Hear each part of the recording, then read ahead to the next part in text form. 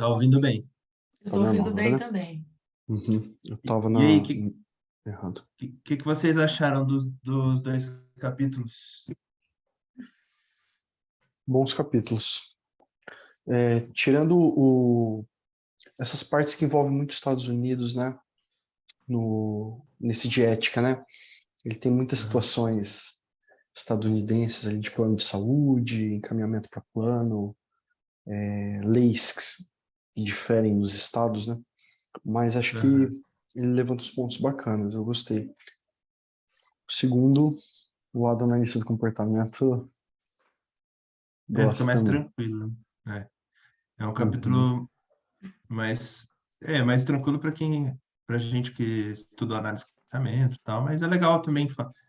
Teve um capítulo, é interessante, o dia que eu li, a minha intervenção foi tudo baseado no que foi escrito ali, tipo assim, que o cliente ele vem de uma outra cultura também, a gente tem que. E às vezes a gente está tão acostumado com os conceitos, né? E aí, às vezes a gente vai explicando para o paciente fica todo encantado.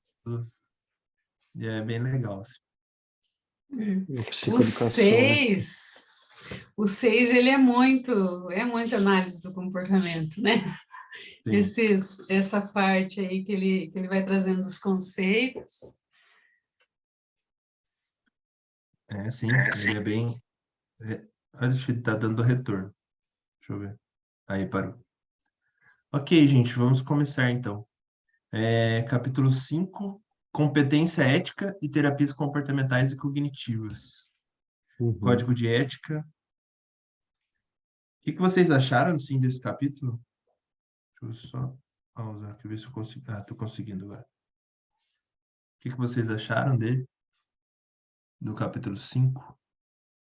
Eu acho que ele traz vários pontos. Ele acaba não se aprofundando em todos, né?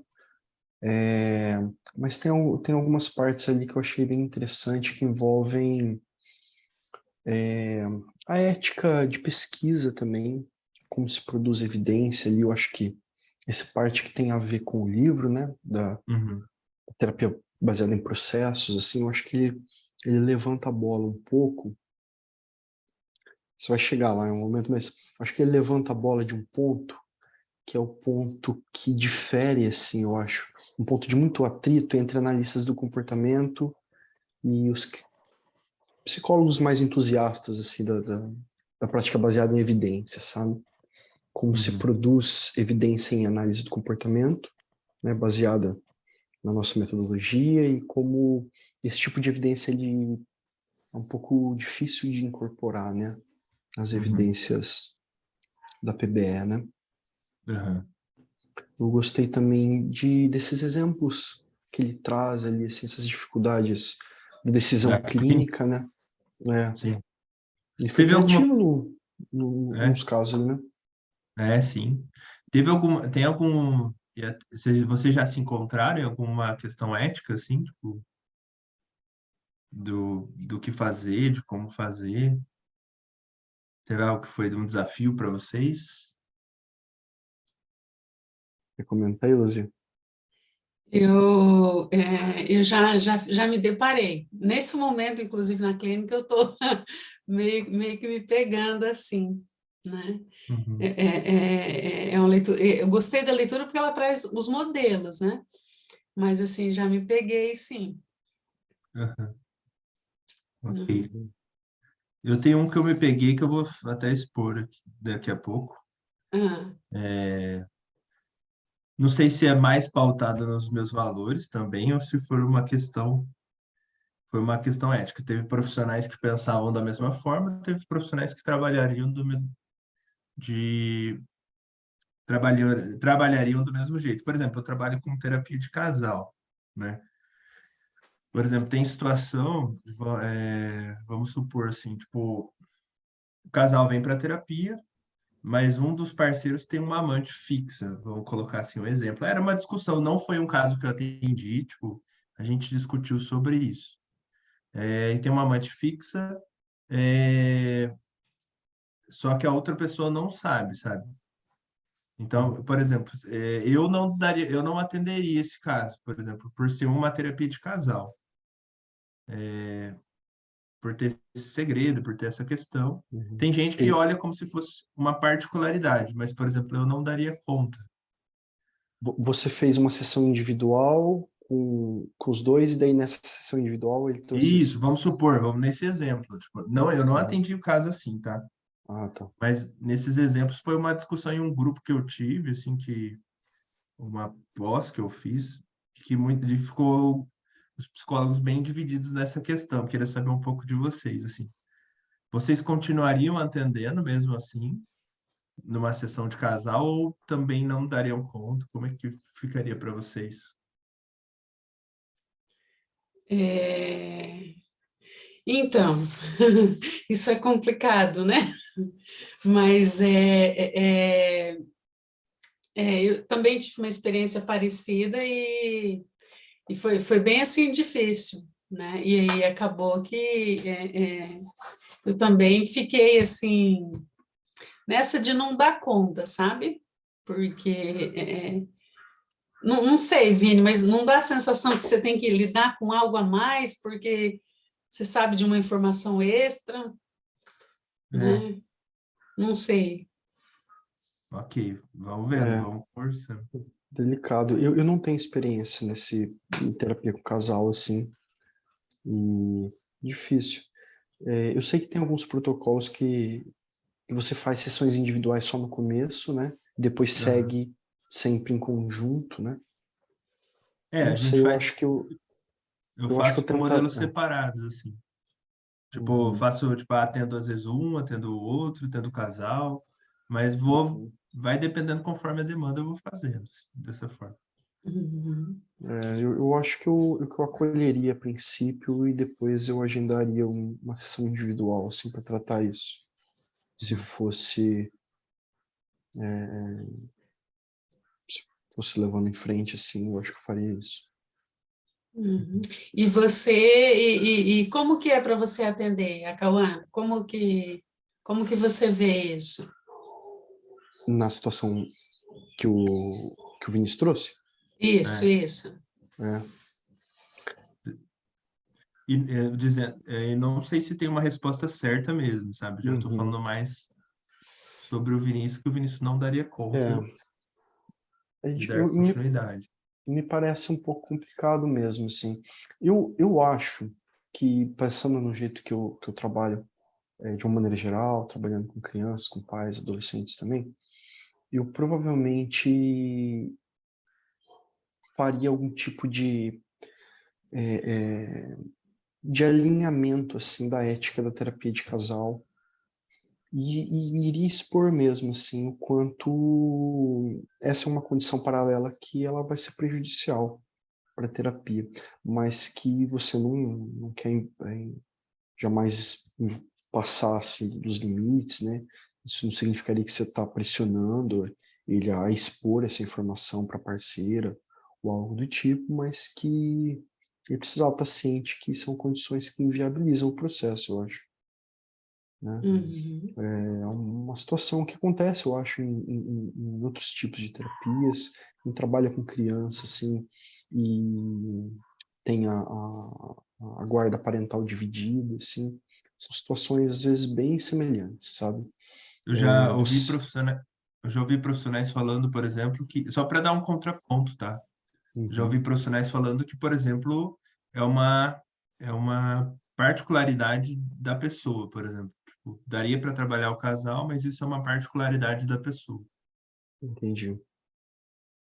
Eu realmente eu não sei, assim, não é a minha área, eu não tenho muito conhecimento sobre essa área, eu não sei o quanto isso inviabiliza o processo, tá? Eu respondi partindo do Não, princípio de pela que... sua perspectiva, né? Tipo, tá tudo Uhum, bem. Eu só trouxe um contraponto só para mostrar o que outras pessoas pensam, assim, tipo, uhum. eu estou mostrando meu ponto eu não daria conta de continuar. Eu acho que ficaria confuso para mim o que eu estaria trabalhando ali, tipo, acho que iria atrapalhar. Mas por exemplo, eu acho que também entra como uma questão ética ali, né? É, É. quanto mais ele fala, mais você se dá conta de que ele não tem a mínima ideia dos termos, dois princípios da pesquisa ou da terapia comportamental. Você fica preocupado por não ser competente, podendo estar prejudicando seus clientes. O código de ética requer que você Homem. tome alguma atitude. Em caso afirmativo, o que seria? O que você acha que acabaria fazendo? Ele citou vários exemplos nesse capítulo, né, do que ele consideraria ético, ou situações conflituosas, vamos colocar assim. Uhum. Eu vejo que e o código de ética ele vem para proteger a gente também, né? Tipo, até para ajudar o que fazer, ou como seria o correto, o que ajudaria, né? Tipo assim, até forma de divulgar a clínica, né? Por que não seria legal ficar dando desconto, tipo, o que pode O, prejudicar a profissão, assim, também. Então tem você sabe várias. que você sabe que tem uma situação, desculpe me interromper, mas Pode falar. eu pelo menos eu não aprendi isso na época da graduação. Eu tive que reler o Código de Ética há uns anos atrás, quando fui trabalhar na prefeitura. Mas você sabe que se você entra em contato com o CRP sobre dúvidas éticas, você pode entrar por telefone, você pode entrar de jeito mais formal por e-mail, assim. Eles são bastante receptivos, assim. Você explica o que está acontecendo, qual que é a melhor direção, eles te respondem. O CRP do Paraná eu não sei, mas porque aqui é uma grande subsede, né? Lá no estado de São Paulo tem algumas por regiões ali, assim. Você liga, eles já têm uma opção ali no telefone para esse tipo de situação, sabe? Que você pediu o auxílio. E às vezes eles te orientam também, assim, se é algo que você deve encaminhar, tal. É uma opção, assim. Nunca ninguém me falou isso quando eu estava na graduação. Mas ajudou muito você, assim, a nortear sua conduta, assim. Eu precisei utilizar isso uma vez, assim, e eu achei eles prestativos, foi resolutivo. Aham, legal. Então, e o quanto a nossa profissão realmente precisa estar pautada em ética até para conseguir permanecer, né? Para conseguir ser eficiente mesmo, né? Se você não for um profissional ético, fica difícil você fornecer um trabalho de qualidade, um trabalho bom ali. A CPA ordena os princípios segundo o peso dado a cada um, começando pelos mais importantes. Princípio 1M, respeito pela dignidade das pessoas e das populações. Princípio 2, assistência responsável.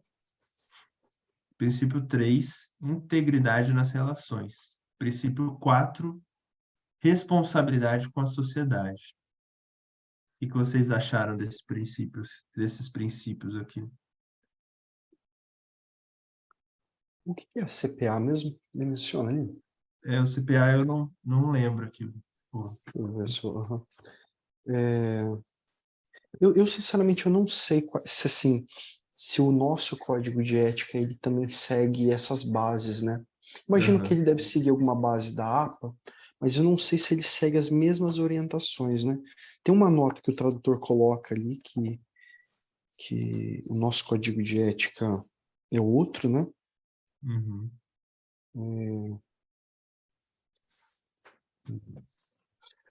Uhum. O CPA é a Associação Psicológica do Canadá.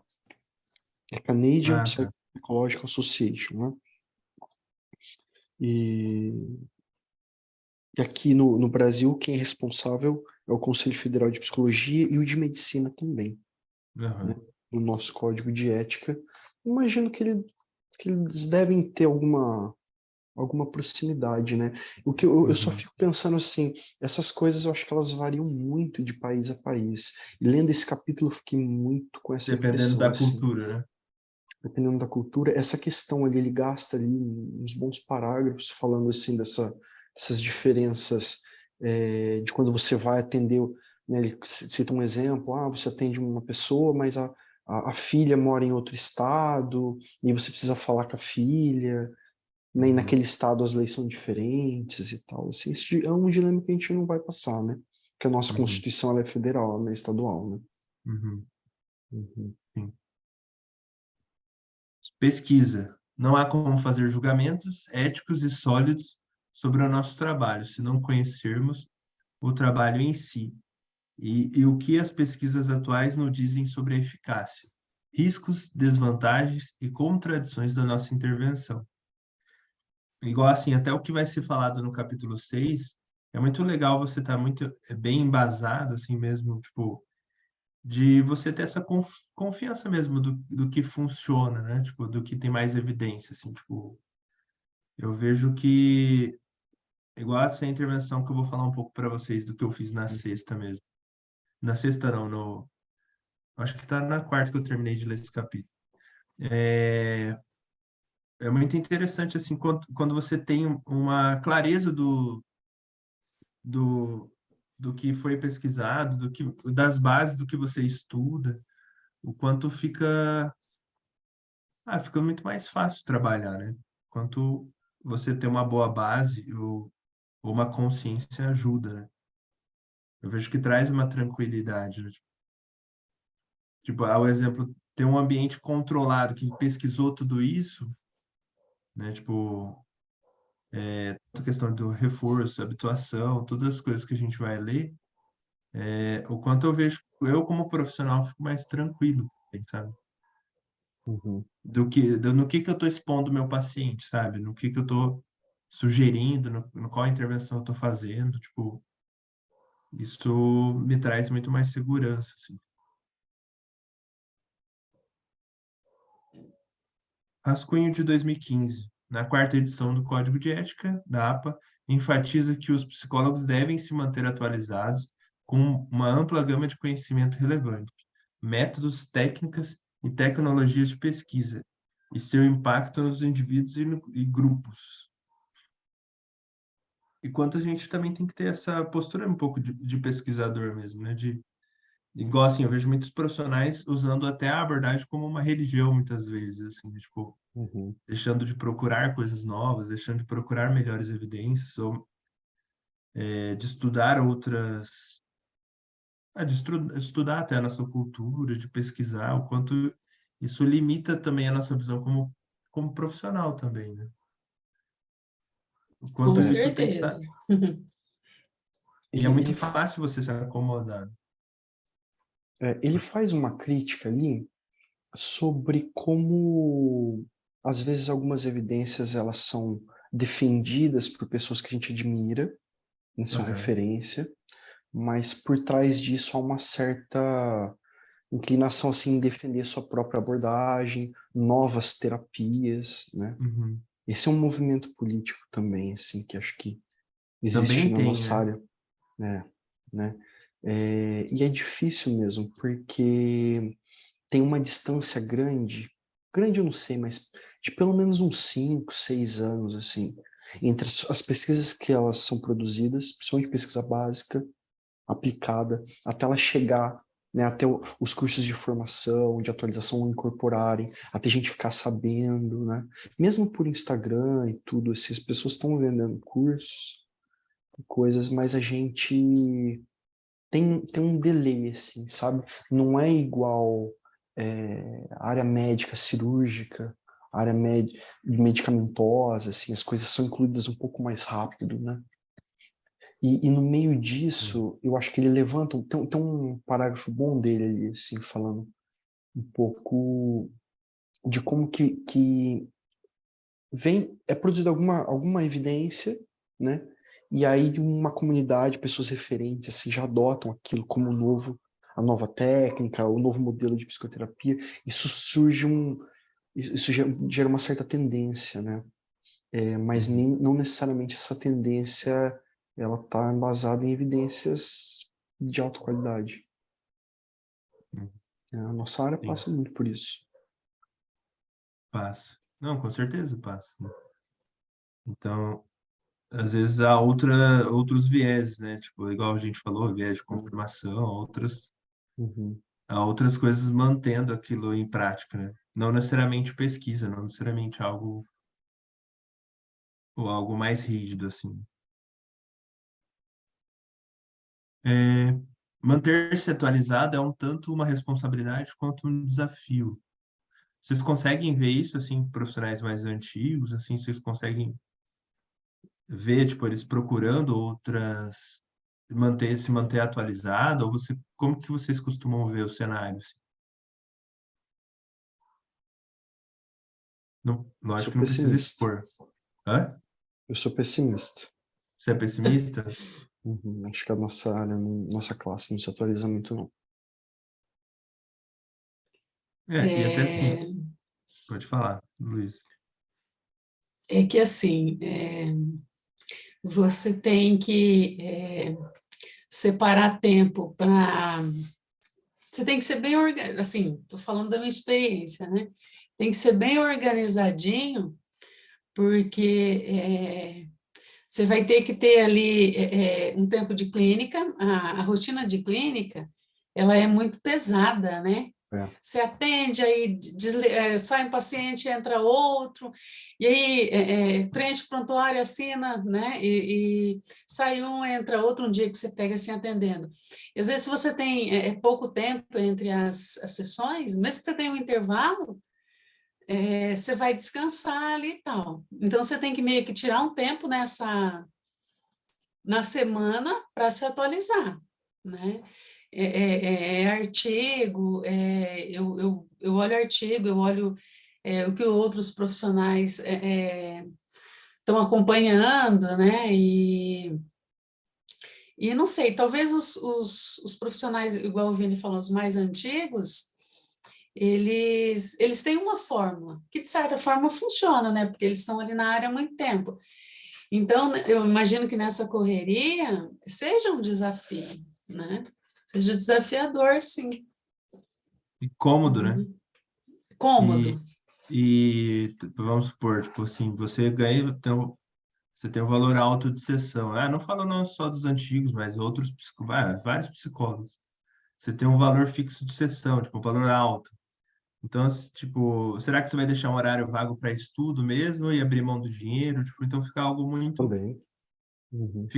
começa a ficar mais custoso parar para estudar, ainda mais algo novo, né? Ainda mais se você tá, tipo, você falando assim, minha intervenção funciona. O quanto você também fica preso falando no que funciona, né? Então, eu acho que e é uma cilada muito fácil de cair, assim. É. Até por isso que, por exemplo, hoje eu separo o tempo para estudar, assim, tipo, marco esse grupo, sempre faço cursos também, tipo, até para não cair nesse conforto que é muito fácil cair, assim. Eu acho que É. uma estratégia bacana que eu uso, né, é estar sempre fazendo curso, né? Eu estou sempre fazendo curso. Porque daí eu estou sempre vendo cursos diferentes, né? De profissionais, de várias áreas, para poder, numa tentativa de se manter atualizado, né? Sim. E porque daí você tem o curso, o horário marcado ali, você vai estar ali na tela e vai se comprometer, Uhum. né? É.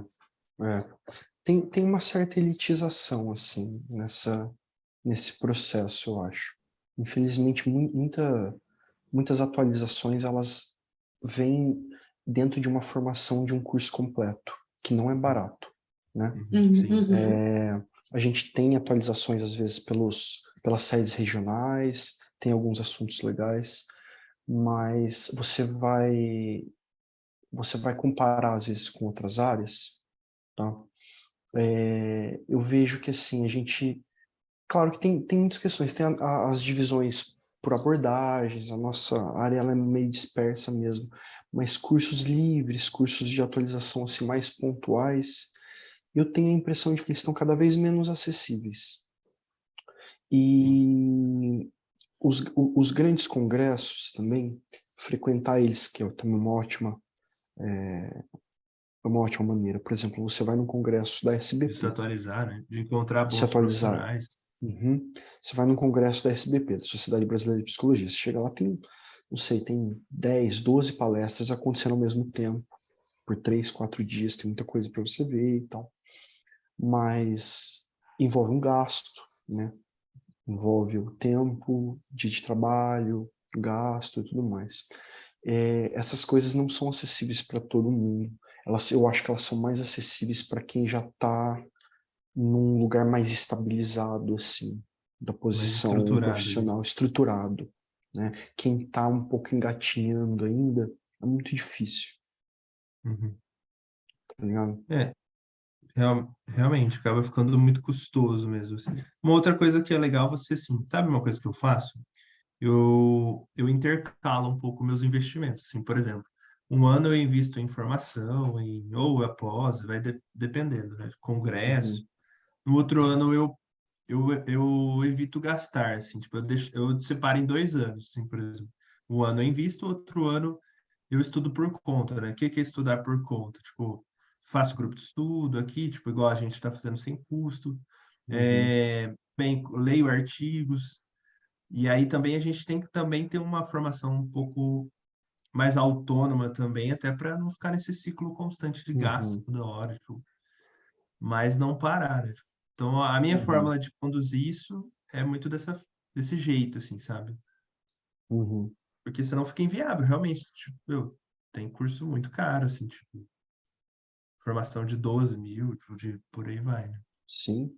Esses dias eu vi uma atualização que vai ter do pessoal da DBT, que eles estão trazendo essas atualizações, esses protocolos e tal. Aí você vai lá ver assim, parece bem interessante, não são tantas horas, você já tem que chegar de cara e dar 6, 7 mil, sabe? Acaba ficando um Eu valor acho bem bastante alto, né? Para o cara elitizado, que está assim, uhum. começando, Sim, para 20, 25 horas de formação, assim. Uhum, né? Acaba sendo um uhum, valor bem alto. Aí, aí você Uhum. pega alguém que está começando, de repente essa pessoa está fechando um horário aqui, outro ali, ela vai ter o desafio de gastar o dinheiro, do tempo, e aí vem o que o Vini falou, né? Entre agendar sessões, ela está começando, e investir nessa formação, é, né? é. É. Uma Por isso coisa que que, eu... Não, não, por isso que eu falei. acho que o profissional tem que aprender realmente a estudar de uma forma autônoma, né? De aprender a ler um É, artigo, de aprender a Uhum, pesquisar, para não ficar é, dependente dessas outras fontes. é. Essa prática das jornadas e dos simpósios eu acho uma coisa muito positiva. Uma Uhum. coisa legal, porque geralmente elas são mais acessíveis, não duram tantos dias, tem sempre assuntos diversos, assim. Uma coisa que eu acho massa. As Uhum. jaques, a simpósios, as Jaques, mesas né? redondas. Uhum, E devo até aqui para outra parte, que apesar de, teve uma teoria que eles falaram, a teoria, eu já vou ler aqui. Apesar do seu sólido embasamento teórico, de teoria e de sua popularidade, a terapia tinha uma desvantagem. Não funcionava, ela não só não ajudava os clientes a controlar sua raiva, como também estudos mostram que a terapia, deixa eu ver, tem alguma coisa embaixo? Que a terapia tendia a deixar os clientes ainda mais enraivecidos do que antes. Ela elevava sua pressão arterial e deixava os uhum, sentidos pior e aumentava a probabilidade de crises de raivas futuras, né? Eu acho que era uma técnica que tinha, eu esqueci o uhum. nome, eu acabei Isso não aí, anotando. isso Hã? aí eu vejo gente usar até hoje. Essa coisa É? de socar a almofada é utilizada Ah, até é hoje. verdade, de socar a almofada, exatamente Uhum. isso. Tem variações ali, né? O Eu já coach usa essa técnica muito, né? Eu vejo aham, vários coaches, assim, né? Tipo, aham, vários profissionais. aham. Tem coach que eu já vi recomendando, assim, dos caras comprar aqueles sacos de pancada. Ou o cara pede assim, tipo, me abraça aqui, grita o máximo que você conseguir, Uhum, fala tipo, vamos fazer, uma forma de você aprender a lidar com as emoções, aprender a se expressar. E o cara também usa essas técnicas, assim, né? Tipo, tem muita coisa que realmente, assim, se a gente for ver até a que ponto contribui com a população, né? E daí tem uma outra parte, que Skinner chamou atenção para a falácia de assumir que as diferenças estatísticas irão automaticamente se traduzir para um indivíduo específico.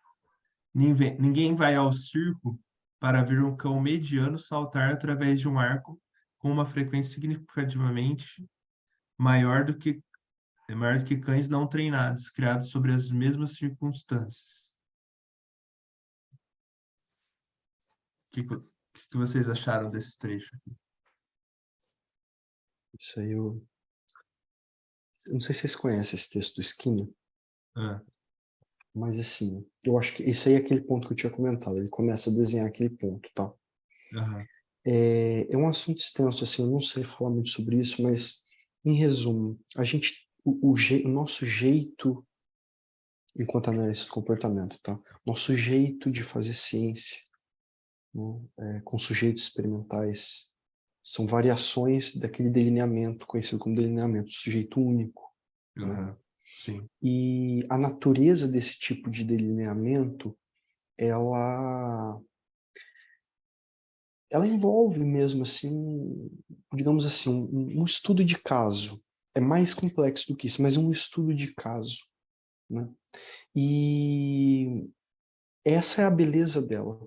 É isso que é o diferencial dela, de você Uhum. conseguir ver todos os processos e ver uma mudança consistente. Pode ser em vários sujeitos. Um sujeito de delineamento único não significa que é uma pessoa. Significa que cada sujeito tem um delineamento, por exemplo, né? Sim. Você pode usar variações, linhas de base múltiplas, você tem muitas possibilidades, mas ele é um jeito, digamos assim, que ele se difere, ele é um pouco distante da estatística convencional que se utiliza para produzir evidências, né? Esse eu acho que é um dos grandes, eu diria que é o ponto mais espinhoso, assim, é o maior atrito entre analistas do comportamento e as ciências da saúde, a psicologia baseada em evidências, né? Eu penso assim, tem muitas questões disso. Por exemplo, a gente não tem tanto periódico, tanto lugar mais para publicar estudo de caso, por exemplo, né? Uhum. Aquele pessoal do Hélio Guilhard, lá do ITCR, eles trabalham basicamente com isso. O TCR é basicamente isso, né? Você faz os estudos de caso, né? Não tem, isso é uma coisa que você aprende a fazer a intervenção, né? Você aprende a trabalhar com os processos, mas eles não são generalizáveis. E é difícil rastrear, né, qual parte daquele processo, quer dizer, quais peculiaridades daquele caso não vão servir em outra cultura, por exemplo. Né? Você tem o lado negativo disso também, que é uma coisa que o pessoal da PBE bate muito, né? Eu acho que são assuntos espinhosos. Eu gostei que ele trouxe o Skinner e aquela moça para citar isso. Uhum.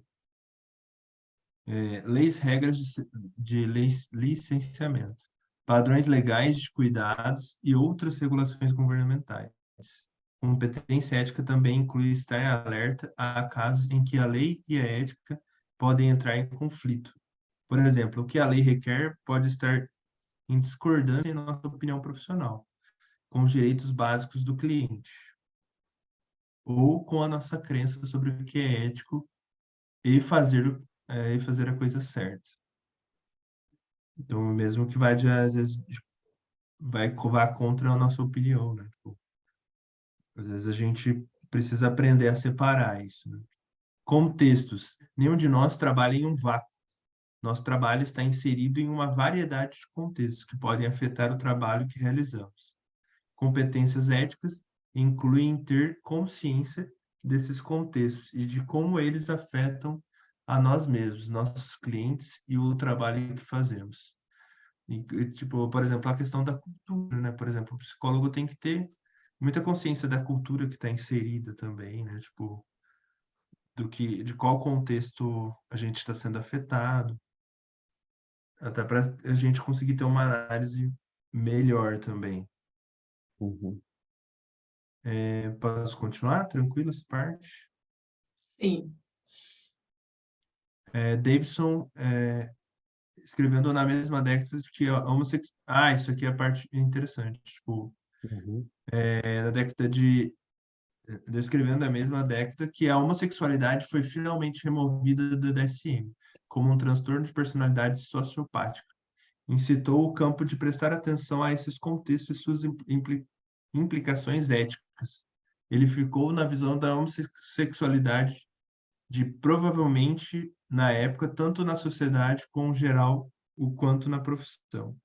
Por exemplo, acho que ter esse dado aqui, que a homossexualidade já foi também considerada uma doença, a gente começa a ver, assim, por exemplo, você acha que não entrava alguém com sofrimento na clínica, tipo, pô, vamos supor, eu gosto de homem e o quanto eu quero, tipo, a quanto a sociedade reprimia muito mais essa questão, né? Tipo, quanto a homossexualidade não tinha tanto espaço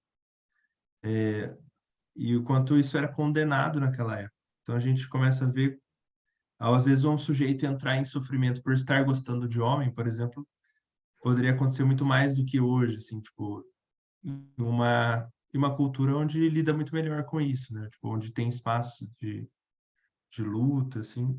Então Uhum. a gente entende, a gente tem que ter consciência dos cenários mesmo, sabe? Vocês Porque, conhecem esse Davis? Oh, perdão, falei. não conheço. Eu Conhece também não.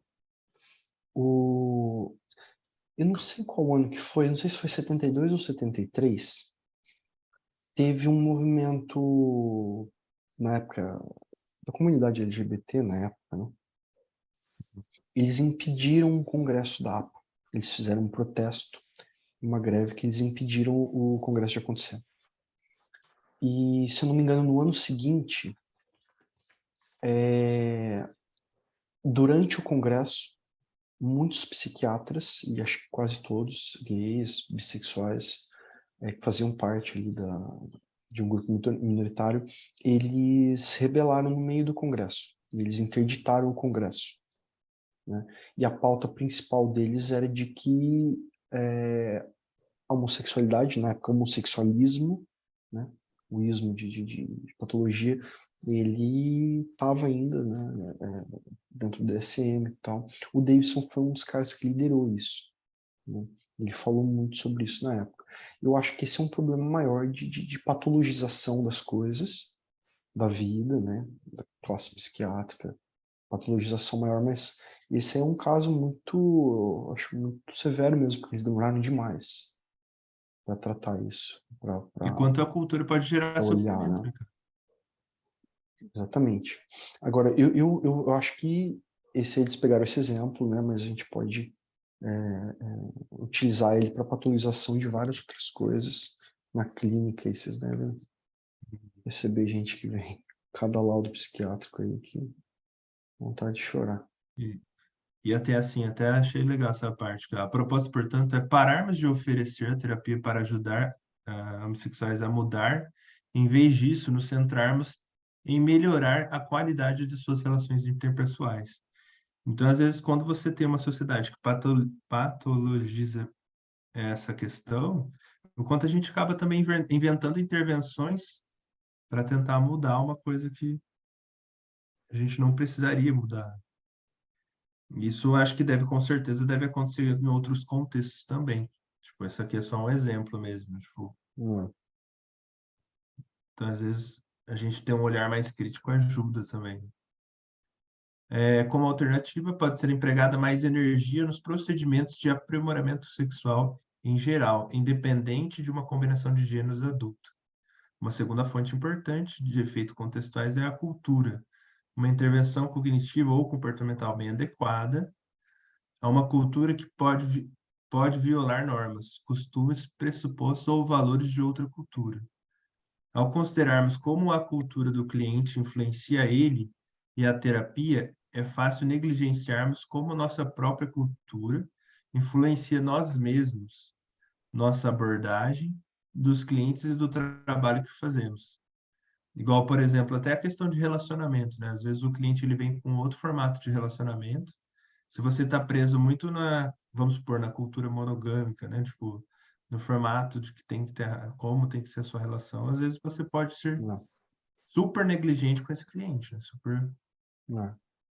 super disfuncional como Uhum. terapeuta. Então, é até questionar o seu próprio.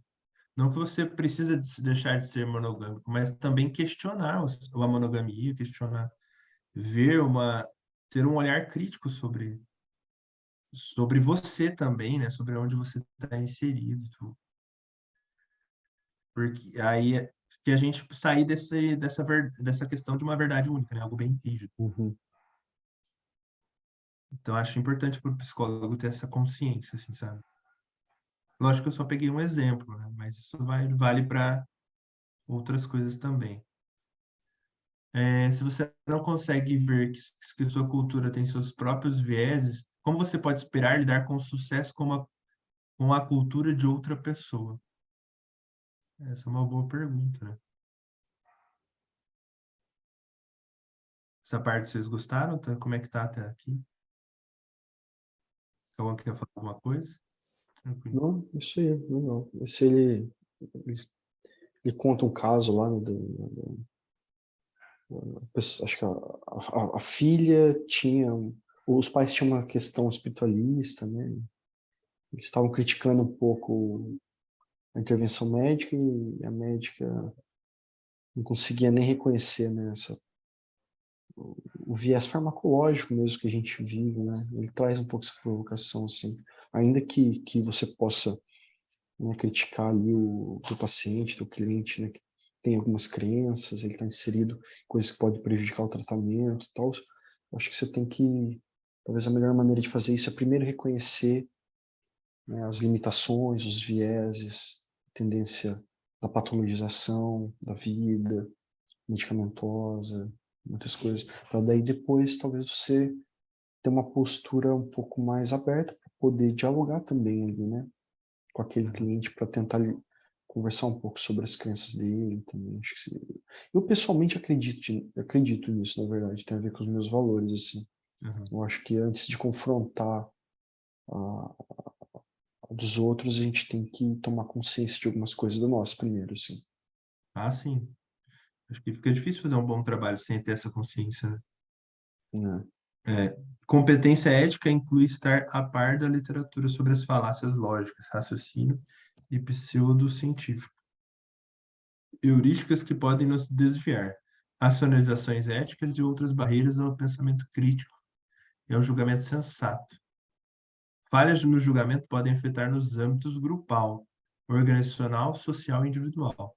Em 1973, por exemplo, eu não sei expressar isso aqui, publicou um ensaio que rapidamente se transformou na versão viral daquela época.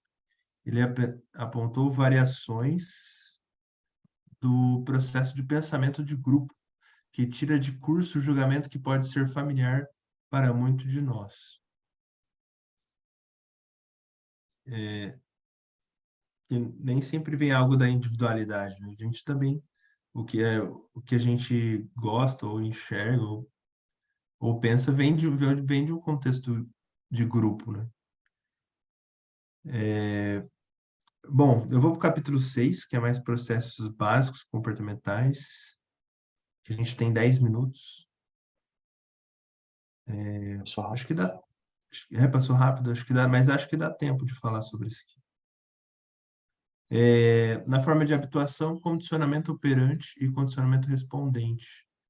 Também iremos explorar seu impacto nos processos de controle dos estímulos e generalização, além de mencionar brevemente a habituação e a extensão das contingências diretas para as questões da linguagem e cognição. Por exemplo, até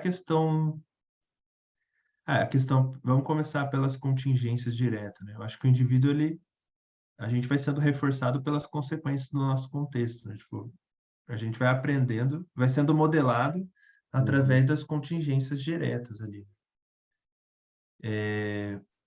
E até a questão de habituação e sensibilização. Lembrei muito do caso que eu estava falando. Era uma menina que, tipo assim, ela tinha receio ela tinha acabado de terminar o namoro e tal, e ela estava esperando ficar bem, né? Quando eu fosse, tipo assim, uma hora eu vou ficar bem, eu vou conseguir sair, vou conseguir fazer outras coisas. Eu usei muito a questão, eu expliquei isso, uma questão sobre a sensação primeiro, sobre o sentimento. Falei que o sentimento, ele vem relacionado com algum contexto, né? Tipo, se você for esperar você ficar bem para sair do lugar, é muito difícil. Por exemplo, você não fica ansiosa do nada. Vamos supor, onde você vai ficar mais tranquila? Eu falei para ela, você vai ficar mais tranquila em casa ou dando uma palestra? Daí ela falou, mais em casa. Então, se eu falei, você percebe que a sensação tem muita relação com o contexto? E é uma das coisas que eu usei para tranquilizar ela foi a questão da habituação e da sensibilização. Eu falei, por exemplo, quando você entrou aqui na minha sala, você olhava quadro, você olhava cadeira, você ficou reparando em tudo. Hoje, na quinta sessão, você entra aqui, você nem olha nada, né? Você, tipo, senta aqui, já começa a conversar, começa a falar. Você nem presta atenção direito. O que é o nome disso? Eu expliquei para ela. Você percebe que a gente vai se habituando e que o mesmo acontecia lá fora, e tal. E é interessante que isso foi engajando, foi fazendo com que ela conseguisse se engajar mais, assim, sabe? Então, eu acho que eu ter essa consciência, essa consciência e também ter aprendido sobre isso, me ajudou a fazer uma intervenção Uhum. mais, mais tranquila. E eu sabia o que eu estava fazendo ali, sabe? Tipo, o quanto o conceito, ter essa consciência de conceitos básicos ajuda na nossa intervenção, né? É. Ele não traz nenhum exemplo de sensibilização, né? Acho que só de habituação. E é dessensibilização que estava aqui, né? Eu acho que era isso. Estou Não, escrevendo errado. não, eu acho que é de sensibilização mesmo. Só É, que ele não traz nenhum exemplo. É difícil mesmo. É, é, é um assunto delicado. Eu lembro, tem vários. Eu lembro de um do Pavlov. Eu não sei se é gotejamento. Tá ligado? Isso aí. Você já viu é, aquelas cenas meio de tortura, assim, que a pessoa ela tá ali imobilizada e vai caindo só uma gotinha de água, assim. Já ouviram aham. falar disso? Já, E isso já era uma vi. das torturas mais pesadas que tinha, assim. Ficar caindo só uma gotinha de água. E Caramba. aquilo ali vai... Tá todo um processo respondente, assim, vai virando um negócio absurdo, assim, sabe? Eu esqueci o nome que é disso aqui, é que ele Eu amplia o esqueci o nome estímulo, né? disso. É, eu não sei, É, eu tô com gotejamento na cabeça, mas é alguma coisa assim. não, é que Não tem o sei se é esse. dessensibilização, que você vai dessensibilizando ao estímulo, e tem um que vai ampliando o estímulo, né? Que é esse aí, por exemplo. Eu lembro que tinha um exemplo que era o professor riscando algo no quadro e você vai ficando irritado com aquele estímulo, Uhum. né? É, Eu não, tem, não sei se tem, é. Nossa, eu acho que são, do Pavlov, eu acho que são 4 ou 5 processos de sensibilização, mas a gente não vê certo. muito isso na graduação. E esse aí fica insuportável, então, esse tipo de tortura, assim, por exemplo. Esse aí fica. Mas eu vou Caramba. procurar quais são, eu não lembro mais. Eu lembro que, eu reprovei nessa prova no mestrado. Eu lembro que eu fui Mas mal nesse pra aí era caramba. uma. Nesse aí que você deu, você está querendo dizer de uma ampliação de um estímulo, né? Tipo, Isso, seria o contrário da habituação, de certa maneira, né? O é, processo de sensibilização, de certa maneira, ele é o contrário da habituação. Na habituação, você vai você se vai ficando habituando ao mais. estímulo, Vai ficando menos incômodo, né? Você vai se habituando. menos incômodo. Na É, sensibilização, você vai tendo uma hiperestimulação, assim, e vai ficando mais isso. incômodo, né? Você vai meio que isolando ele. Ai, caramba, depois eu vou lembrar disso aí, eu trago na Uhum. próxima grupo. Mas eu Eu vou sei do procurar que o você está problema falando. também. Você tá ligado o que eu tô falando, né? Assim, Tô ligado. eu não Quando lembro um, os es- nomes, mas... quando o estímulo incondicionado provoca uma resposta incondicionada, esse estímulo é apresentado repetidamente. A resposta pode diminuir de magnitude até o ponto de não ocorrer mais. E daí tá falando da sensibilização, né? É algo muito bom, assim. E até algo que eu. Isso é uma das coisas que eu expliquei para minha paciente também, que era uma das coisas que ia acontecendo com o tempo, né? Daí ela falou: Nossa, eu lembrei de tal situação, lembro que eu vi meu ex, eu ficava tremendo, agora depois eu fui vendo ali de novo, e foi ficando tranquilo, até que uma hora eu cumprimentava ele, estava tranquilo. Daí, e ela foi vendo que foi diminuindo a magnitude do estímulo ali, né? Uhum. Condicionamento respondente. Então, assim, foi outra questão que estava nessa intervenção, né? Como essas relações entre comportamento e ambiente não são aprendidas, e tem a origem inata. Os estímulos indutores, como estímulos não condicionados, enquanto a resposta é descrita como resposta não condicionada. O condicionamento respondente se dá quando um estímulo anteriormente neutro é associado temporariamente a um estímulo incondicionado, para produzir respostas incondicionadas. Essa parte está bem tranquila, né? Tá tranquilo para vocês? Tá. No condicionamento respondente, as funções indutoras de um estímulo devido à sua contiguidade e associação. Quando o estímulo neutro adquiriu a função indutora do estímulo incondicionado, ele é referido como estímulo condicionado, e a resposta é denominada resposta condicionada. Que é da questão do Pavlov também, né? Que é a questão do sino. Do sino começa, o cachorro começa a salivar a partir do sino também, né? Então a resposta vai acontecendo de forma, o tempo vai sendo logo em seguida, né? Vai acontecendo ou apresentando antes, vai condicionando junto com a comida ali, né? Daí só de tocar o sino, o cachorro começa já a salivar ali. Essa foi uma descoberta super importante, né, para a ciência, né? Tipo, esse movimento, né? Quando começa a estudar comportamentos mais observáveis. Não pode falar. Não, eu falei, ele resume, né? São uns assuntos extensos. Ele até traz alguns tipos de condicionamento, né? Aquele que você apresenta junto, aquele que se apresenta depois, o retroativo, que o Pavlov desacreditava. Então,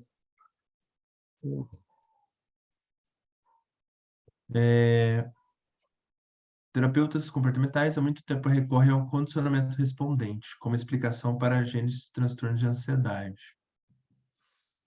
Então, por exemplo, esse caso era um transtorno de ansiedade que eu estava atendendo.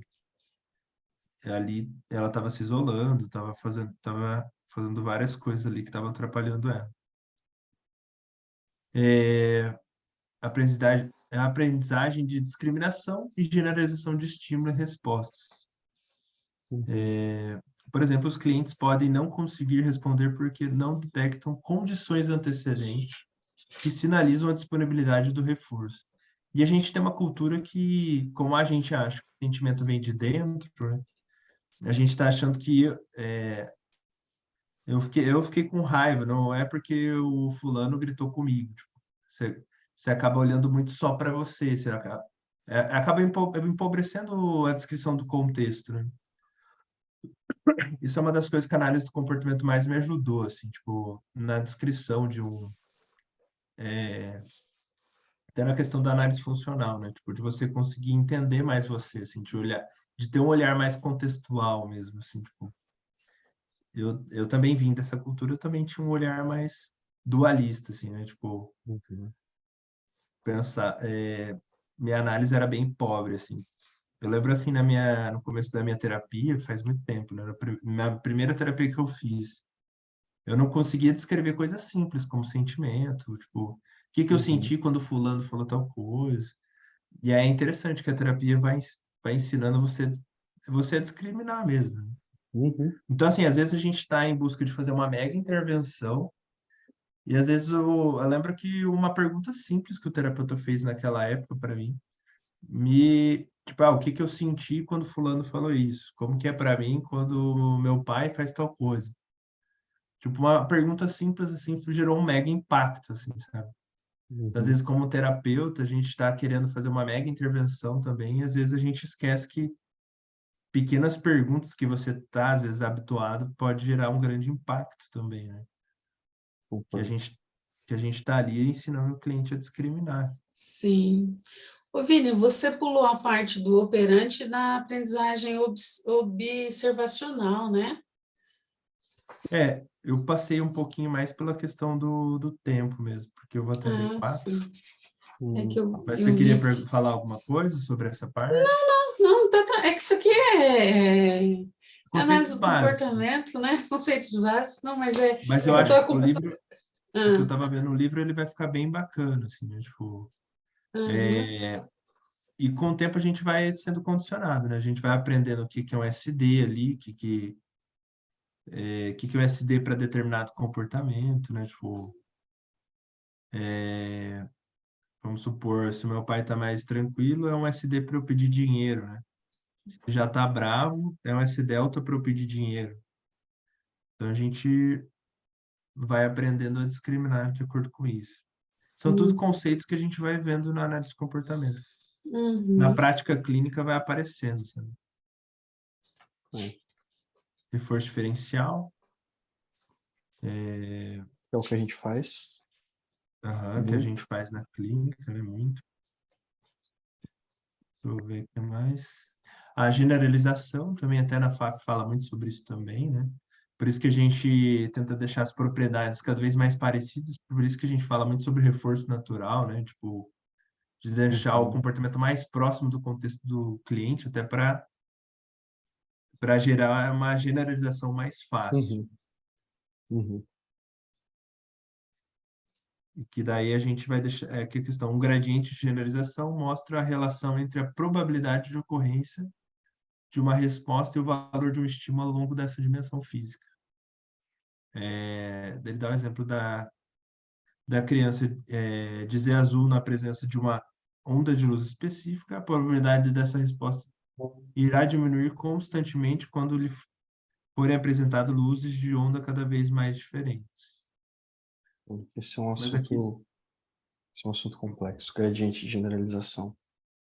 é, Aham, ele traz um exemplo ali, mas tá até meio confuso, assim.